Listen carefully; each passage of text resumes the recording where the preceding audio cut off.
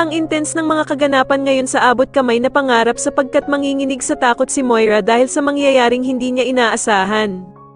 Dito nga ay mahuhuli siya sa akto ni Annalyn habang kinukuha niya ang pera ni Doc Robert kaya naman ay wala nang ang takas si Moira at hindi nito malaman ang kanyang gagawin.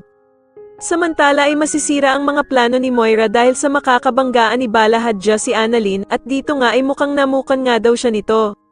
Bigla namang tatawag si Giselle kay Doc Robert at tatanungin nga siya nito kung kasama na nga daw ba niya ang kanilang tatay Pepe.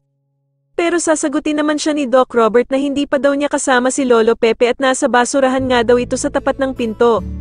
Agad namang manlulumo si Giselle nang malaman niyang hindi pa din kasama ni Doc Robert si Lolo Pepe at hindi pa nga daw niya ito naliligtas.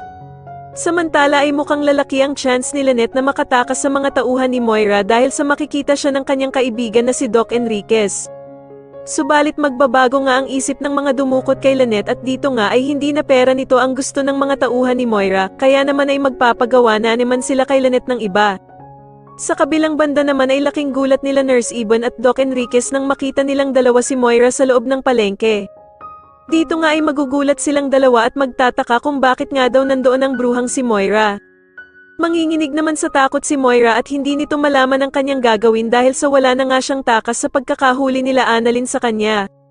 Sa tingin niyo dito na nga kaya malaman nila Annalyn at Doc Robert na si Moira talaga ang totoong dumukot kay Lolo Pepe at makulong na kaya ang bruhang si Moira, mas lalo na nga talagang nagiging exciting ang mga susunod na kaganapan kaya naman ay mas lalo pa nating abangan ang mas lalong gumigandang abot kamay na pangarap. Maraming salamat po sa inyong panonood at sana po ay mas subscribe niyo ako. Maraming salamat po.